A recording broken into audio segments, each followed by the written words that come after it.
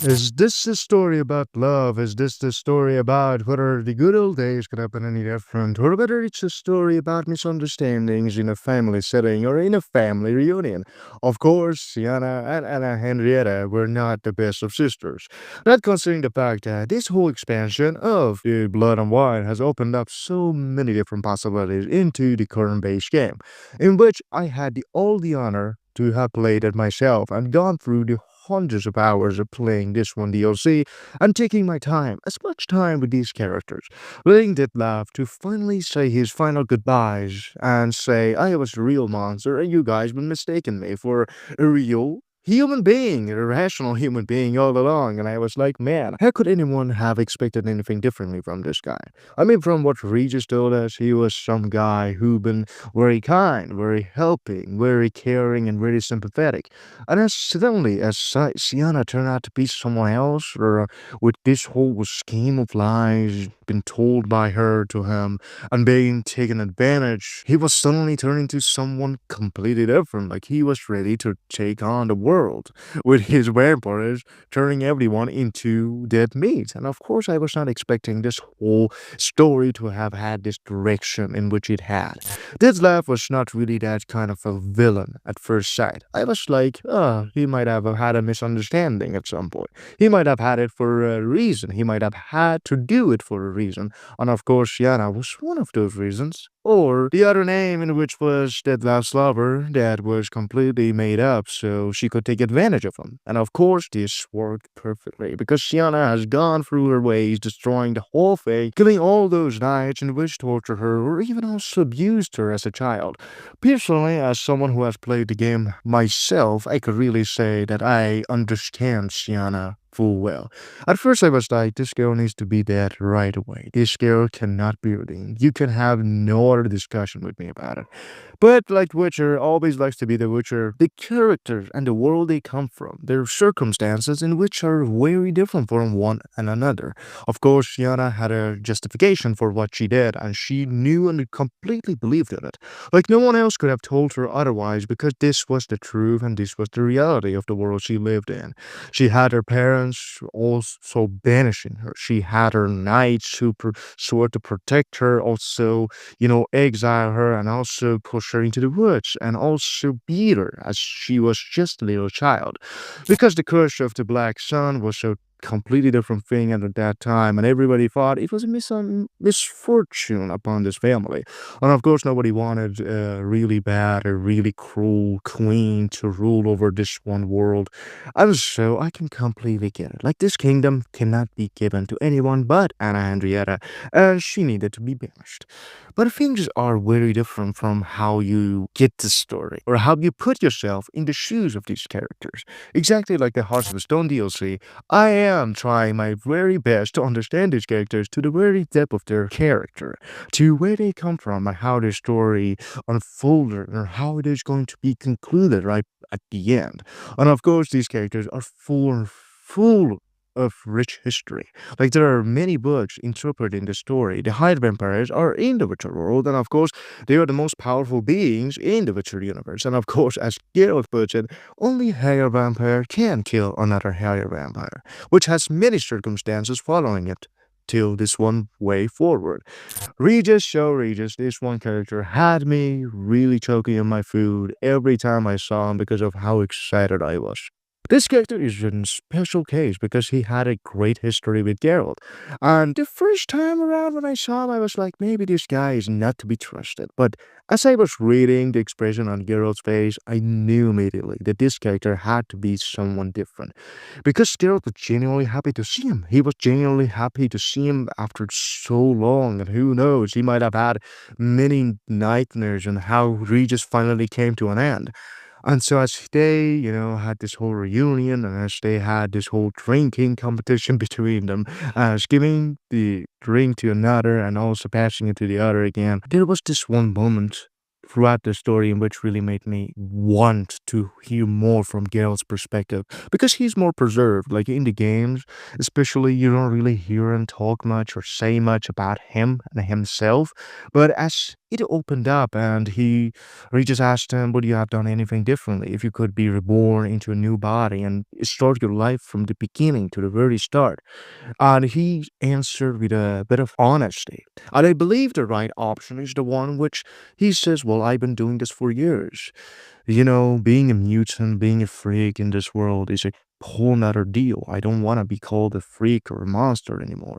I don't want to go here and there with the unthankful, citizens, with them not really being so gratitude, not having this gratitude towards him, and him being really obsessed with whether or not his life could have been any different. Maybe it is going to be somewhat of a different case for every Witcher, but for Geralt specifically, he has lived this life already. He has seen everything in his job as possible. He has lost many close to him. He has had to do things in which he didn't want to. Of course, he would go back and start fresh, but this time I don't think he would ever choose to be a Witcher again. Why? Because, of course, if you have read the books, if you have played the games yourself, you would also have a better understanding of who Geralt is.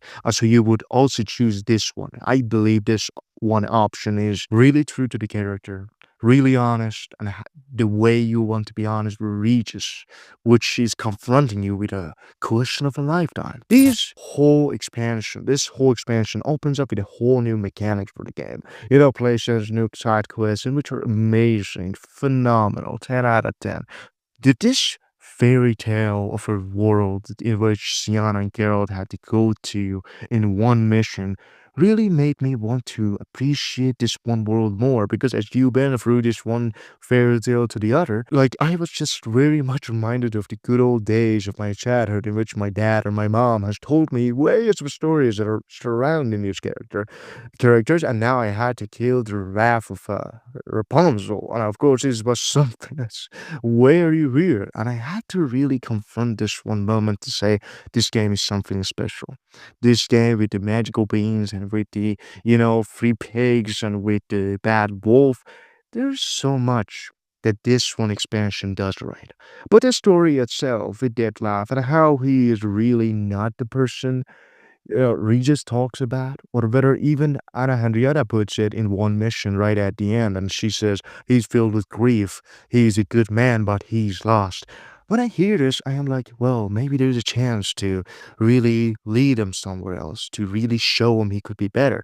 Maybe we do not have to kill him after all. But as always, I am a bit wrong here because we ultimately have to kill him.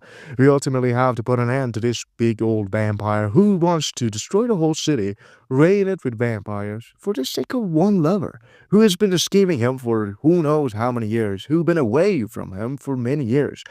And he's a higher vampire. He's been alive since dozens of years. And just imagine one woman coming into your life and suddenly turning your life upside down, giving you many reasons, or as many reasons to kill your good old friend. As much as he doesn't want to, he just still is stopping himself from doing it. He still comes up with excuses, he still comes up with reasoning, or with talking to him, or whether we could maybe persuade him to not do it. Again, we still have to do it. And of course, for me, this was a bit of, I don't know whether the developers of this one expansion or the writers could have maybe come up with something differently, or whether I would have chosen a better ending for Deathloop, or for even Sienna. I mean, I get it. She had to, face her judgment. She had to now be like, she had to stay there and she had to confront all the bad things she has done. But of course, even in my opinion, of course, nothing in The Witcher is ever black and white. You can feel for Shiana, but you can't justify her actions. You can justify the many innocent people she has been taking away with her. How many people been dying on the street only because of her playing with a higher vampire's power. I mean, this is completely rational. And of course, the bittersweet of an ending, which Geralt gets with a smile on his face, talking about whether he wants to now settle down in his house, to have these final moments of saying goodbye and saying, I have done whatever I could. I have had the best of adventures, best of friends, and I have them all with me. I have all the means of living and just to rest a bit. And this really made me want to say, Geralt, you're my man. You deserve it, buddy. Go on, enjoy yourself. Go on, enjoy your life. Go on, do whatever the fuck you want. Just enjoy it. In general, this one game is all about you and your decisions. It's an action RPG, of course, and in a role-playing game as Geralt of Rivia, of course, you are just as happy for him as he might be for himself, because we have made all these different decisions. We have met Ciri, we have met Zoltan, we have met Dandelion, we have met so many great characters along the way, so many of which was incredible from a storytelling standpoint, especially with Yennefer and how she comes right at the end, says hello to Geralt, and she says, now we can be finally together. This house is made for the both of us. It's too big. Let's stay together. And the whole white dress thing with her maybe changing her color scheme is just like a kiss of a chef's kiss. And I was genuinely happy for all the characters and their endings. Detlef was an exception for how he became this one irrational monster, not having this sensibility to recognize himself for the man he was, and for how quickly he turned against his friend, turned against everyone, and he wanted to take revenge in all the necessary ways. And I completely get it. This woman deserved to die, but not at your hands, not in your hands, and of course, not at the cost of your friend. I mean, I don't get it. Maybe this story could have had a different ending. Maybe this whole thing could have been prevented from the beginning. But of course, this is the ending I chose. I know in one of them, you can still choose to save Detlef. But at this point, when you get to see the irrationality of this big one monster, I don't really see any reason to really, confront them and be like, go, you're free. You have killed millions, if not hundreds of people on the street, and so no problem, you can just go and live by your day. And he says, all right, I killed Sienna, I killed so many people, and now I am going to kill whoever else now has the balls to confront me ever again, or has to scheme me with so many lies to just kiss me and then say I love you. I mean, this is a whole nother story from another day. But this expansion really showed me that CDPR is great at storytelling. Story telling and their world structure, and how the content is plentiful, and it's all with great quality, with great focus on objectives and about character focus.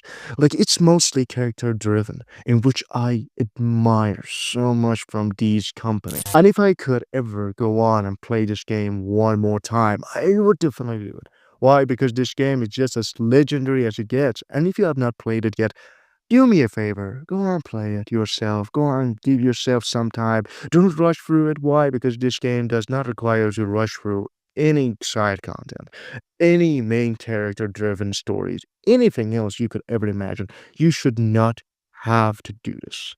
The only thing that is good for you to now sit down on your chair, enjoy the playing of Geralt of Rivia, enjoy living as this one legendary witcher in this fantasy realm, which you are now mostly the most powerful being in it, if not the unseen elder being a big problem, or the other characters. But of course, Geralt of Rivia is the badass witcher we know him as, for the many reasons we also have behind it. Not for his great taste in women, of course, or sorceresses, of course not, or because he hates teleportations or teleports in general. And so I am just something of another man with this one character in my life. And so, guys, thank you so much for watching today's video. Until the next time, see ya.